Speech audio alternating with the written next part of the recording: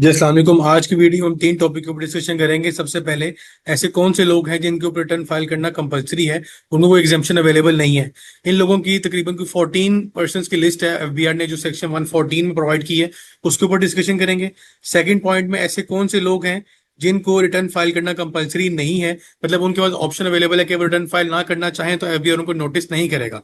ऐसे चार लोग हैं जिनकी लिस्ट सेक्शन 115 में बताई गई है। इसके ऊपर भी हम आज की वीडियो में डिस्कशन करेंगे।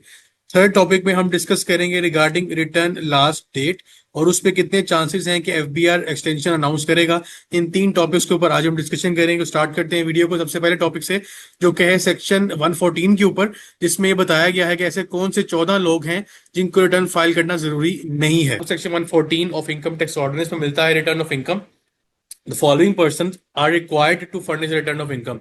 रिक्वायर्ड का मतलब जहां पे लॉ में आगे इसका मतलब है कि ये कंपलसरी है, इसमें कोई वो ऑप्शनल चीज नहीं आती। सबसे पहले एवरी कंपनी, हर कंपनी को, पब्लिक कंपनी, प्राइवेट कंपनी है, एनजीओ है, एक जो भी एक अदारा है जो एज अ कंपनी में काम कर रहा है, उसको रिटर्न फाइल करना कंपलसरी है, उसमें कोई एग्जाम्पशन अवेलेबल नहीं है। पॉइंट नंबर 2 में, every person other than a company. इसका मतलब है कि एक इंडिविजुअल सोलो प्रोप्राइटर के तौर पर आप काम कर रहे हैं या आप एज अ पार्टनरशिप फर्म काम कर रहे हैं, अगर आपकी टैक्सेबल इनकम एक्सीड करती है मैक्सिमम अमाउंट से, तो आपको रिटर्न फाइल करना जरूरी है। whose taxable income for the year exceeds the maximum amount that is not chargeable to tax under this ordinance।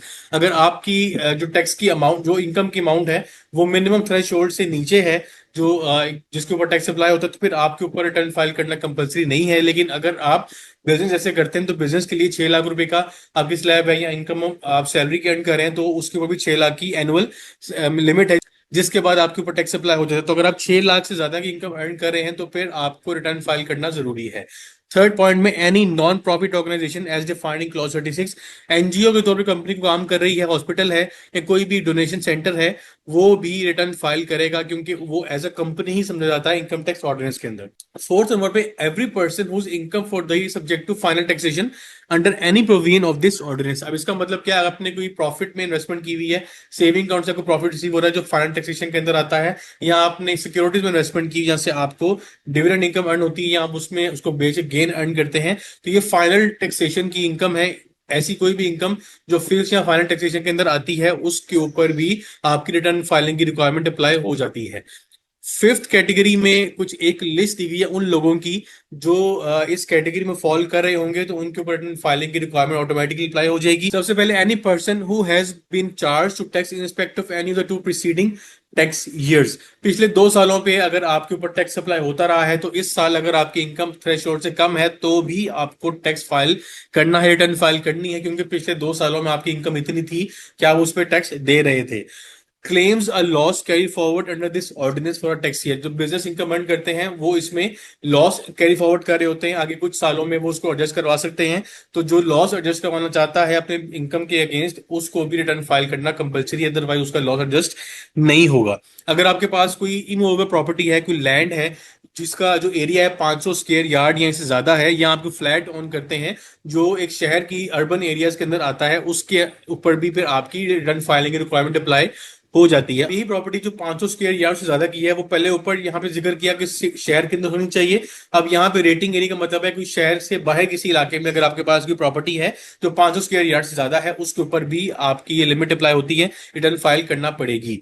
और नेक्स्ट पॉइंट में, अगर आपने फ्लैट आपके ओनरशिप में है जिसका कवर्ड एरिया 2000 स्क्वायर फीट या से ज्यादा है, तो भी आपके ऊपर रिटर्न फाइलिंग की रिक्वायरमेंट अप्लाई हो जाती है। ऊपर अगर आप देखें तो यहाँ पे 500 स्क्वायर यार्ड प्रॉपर्टी या फ्लैट दोनों के लिए है, जबकि नीचे अगर आप देखें जो शहर से बाहर वाले एरियाज आते हैं, उसमें फ्लैट के लिए 2000 स्क्वायर फीट कवर्ड एरिया की रिक्वायरमेंट है।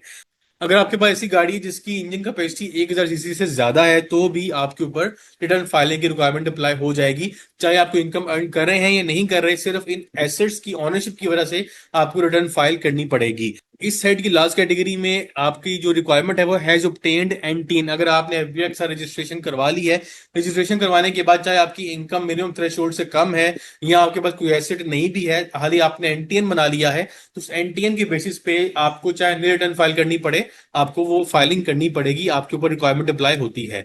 इसके बाद नेक्स्ट कैटेगरी उन लोगों की है जिनका इंडस्ट्रियल या कमर्शियल कनेक्शन है और पिछले 1 साल में उनका बिजली का बिल 5 लाख रुपए टोटल अगर हम करें 12 माह का, तो 5 लाख रुपए से एक्सीड कर रहा है, तो फिर आपको रिटर्न फाइल करनी पड़ेगी।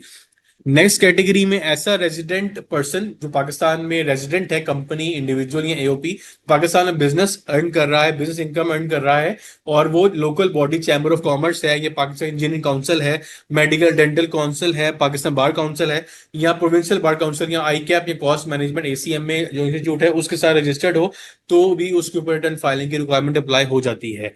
लास्ट कैटेगरी में ऐसा बंदा जो कि एक रेजिडेंट इंडिविजुअल है और वो पाकिस्तान में बैठ के बाहर से इनकम अर्न कर रहा है, तो मतलब उसकी फॉरेन इनकम अगर अर्न हो रही है लेकिन है वो पाकिस्तान में मौजूद रेजिडेंट इंडिविजुअल है, उसके ऊपर भी रिक्वायरमेंट अप्लाई होती है कि वो रिटर्न फाइल करे। वो ये ना समझे कि वो पाकिस्तान में बैठ के बाहर से इनकम अर्न कर रहा है, पाकिस्तानी कंपनी से इनकम नहीं अर्न कर रहा तो रिटर्न फाइल नहीं करेगा, ऐसा नहीं है। आपको पाकिस्तान में बैठ के अगर आप इनकम अर्न कर रहे हैं, चाहे वो फॉरेन इनकम है, आपको रिटर्न फाइल करनी पड़ेगी। अब ये वो लिस्ट थी उन लोगों की जिन्होंने रिटर्न फाइल करनी है, और उनके ऊपर कोई एग्जामेशन अवेलेबल नहीं है based on the number of amount of income या based of the asset category, आपको रिटर्न फाइल करनी पड़ेगी। अगला टॉपिक जो हमारा है रिटर्न फाइल के ऐसे कौन से लोग हैं जिनको रिटर्न फाइल करने की जरूरत नहीं है। सेक्शन 115 है ऑफ इनकम टैक्स ऑर्डिनेंस, जिसमें एक लिस्ट दी गई है एफबीआई की तरफ से उन लोगों की जिनको रिटर्न फाइलिंग कंपलसरी नहीं है। सेक्शन 115 का अगर आप हेडिंग देखें तो यहाँ पे लिखा हुआ है person not required to furnish a return of income. इसमें 4 ऐसे लोग हैं जिनको रिटर्न फाइल नहीं करनी। सबसे पहले अ विडो, सेकंड नंबर पे an orphan below the age of 25 years, a disabled person, या in case of an ownership of immovable property a non resident person.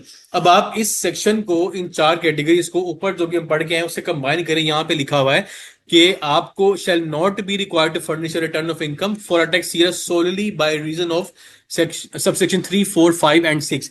इसका मतलब है कि अगर किसी विडो के पास कोई प्रॉपर्टी है, फ्लैट है, इमूवेबल प्रॉपर्टी है, लैंड है या गाड़ी है, लेकिन वो कोई इनकम नहीं अर्न कर रही, तो उनके ऊपर रिटर्न फाइलिंग की रिक्वायरमेंट अप्लाई नहीं होगी। ऊपर लिखा हुआ है ना कि आपके पास प्रॉपर्टी है तो आप रिटर्न फाइल करनी, लेकिन अगर प्रॉपर्टी जिसके नाम पे वो एक विडो है तो फिर उनको रिटर्न फाइलिंग की रिक्वायरमेंट अप्लाई नहीं होती अनलेस कि वो कोई इनकम अर्न कर रही है। अगर वो कोई इनकम अर्न कर रही होंगी तो फिर रिक्वायरमेंट अप्लाई होगी, फिर there is no exemption. Same rule applies for the orphan, disable person, या एक नॉन रेजिडेंट इंडिविजुअल जिसके नाम पे कोई प्रॉपर्टी है, उसको रिटर्न फाइल करने की जरूरत नहीं है अनलेस कि वो पाकिस्तान में रह के कोई इनकम अर्न कर रहा हो, या पाकिस्तानी कंपनी से या पाकिस्तानी सोर्स से कोई इनकम जनरेट हो रही हो, तो उस केस में फिर आपको रिटर्न फाइल करनी पड़ेगी। लेकिन मोस्ट केसेस में इन 4 कैटेगरीज में काफी लोग फॉल कर जाते हैं जिनके नाम पे प्रॉपर्टीज होती हैं लेकिन वो इनकम नहीं अर्न कर रही होती, तो वो एग्जाम्प्ट है सेक्शन 115 के अंडर। अब जो लास्ट टॉपिक है डिस्कशन का वो है रिगार्डिंग रिटर्न लास्ट डेट और इसमें कितने चांसेस हैं एक्सटेंशन के। उसके लिए डॉन न्यूज का एक आर्टिकल है जो आज ही पब्लिश किया गया है। इसमें क्लियरली बताया हुआ है कि federal board of revenue set on Monday, मतलब आज ही एफबीआई ने अनाउंसमेंट की है, deadline for filing income tax return for the year 2025 tax year would not be extended beyond 30 September Tuesday. FBR ने क्लियरली बताया है कि हम डेट को एक्सटेंड नहीं करेंगे, 30 सितंबर लास्ट डेट है, और इसमें जितने भी लोग अफेक्टेड हैं जो एक्सटेंशन लेना चाह रहे हैं, फ्लड की वजह से अफेक्टेड हैं या फिर आईआरएस के मसलों की वजह से उनकी रिटर्न फाइल नहीं हुई है, कोई भी उनके पास रीजन है रिटर्न ना फाइल करने की, तो they can avail an extension of 15 days. यानी लिखा हुआ है in case of extreme hardship the taxpayer can avail an extension of return up to 15 days with payment of due taxes by September 30 subject to approval by the relevant committee as per law. मतलब जितना tax आपका बनता है अगर आप 30 सितंबर तक वो पे कर दिया है तो आप रिटर्न फाइलिंग की रिक्वायरमेंट के ऊपर 15 दिनों की एक्सटेंशन ले सकते हैं। उसके अलावा ब्लैंकेट एक्सटेंशन किसी को नहीं मिलेगी, ये एफबीआर ने क्लियरली आज की न्यूज में बता दिया है। अब इसके बाद भी अगर हम कुछ देखें अपने पर्सनल जजमेंट अगर मैं आपको बताऊं, उसमें एफबीआर की तरफ से काफी हद तक लैग था रिगार्डिंग आईआरएस। 90 डेज की रिक्वायरमेंट है कि एफबीआर को आईआरएस की जो एक अवेलेबिलिटी है वो मेक श्योर करनी है, जबकि ये 90 डेज का जो एक ब्रैकेट है वो कहीं कोई फॉलो नहीं की गई। अभी सितंबर के महीने में एफबीआर ने मेजर चेंज इंट्रोड्यूस करवाई थी जिसमें मार्केट वैल्यू आपको बतानी थी प्रॉपर्टी की। वो एफटीओ की तरफ से और प्राइम मिनिस्टर की तरफ से एफबीआर को कहा गया कि उस कंडीशन को वो रिमूव करें, तो अब वो मार्केट वैल्यू वाला कॉलम जो वेल्थ स्टेटमेंट में इंट्रोड्यूस करवाया गया था उसको रिमूव कर दिया गया है। लेकिन ओवरऑल भी देखें तो IRS is responding very slow, उसमें काफी ज्यादा इश्यूज हैं और रिटर्न फाइल करते हुए भी काफी दफा जो आईआरएस की वेबसाइट है वो हैंग हो जाती है या उसको रिफ्रेश करना पड़ता है, इसकी वजह से डाटा भी सारा वेस्ट हो जाता है। तो इन सब रीजंस को देखते हुए हम कह सकते हैं कि देयर आर सम चांसेस कि रिटर्न एक्सटेंशन आ जाए।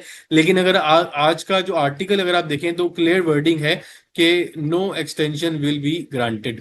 तो बेहतर है कि आप अपनी जो तैयारी है वो कंप्लीट रखें, टैक्स पे कर दें जितना भी आपका टैक्स बनता है वो आप 30 सितंबर तक उसकी पेमेंट कर दें। डाटा आपका रेडी होना चाहिए, ताकि अगर आपको लगता है कि एक्सटेंशन नहीं आनी तो आप 15 डेज की एक्सटेंशन मैनुअली खुद से अप्लाई कर दें, ताकि आपके पास मजीद 15 दिन आपको मिल जाए रिटर्न फाइल करने के लिए। नेक्स्ट वीडियो में टॉपिक की डिस्कशन होगी। अपने ध्यान रखिएगा। अल्लाह हाफिज़। मैंने अपने व्हाट्सएप पे चैनल बनाया है सीए पैकेज शेख के नाम से। इसमें जितनी भी रिसेंट अपडेट्स हैं वो आपको एक्सक्लूसिवली यहाँ पे अवेलेबल होंगी, रियल टाइम पे आपसे शेयर की जाएंगी। उसके बाद वीडियो में जो भी मैं डिस्कशन करता हूँ उसको मैं पहले ही ग्रुप में बता दूंगा इंशाल्लाह कि जो आज हम डिस्कशन करेंगे वो किस टॉपिक के ऊपर होगी। उसके अलावा जो भी नई अपडेट्स आएंगी वो इस चैनल के ऊपर आपको उसके लिंक्स या डॉक्यूमेंट्स आपको अवेलेबल होंगे। तो आपसे रिक्वेस्ट है, मैंने लिंक इस चैनल का डिस्क्रिप्शन में ऐड कर दिया, आप उसको जाकर फॉलो करें ताकि आप रिसेंट अपडेट्स के साथ इन टाइम अपडेटेड रहें।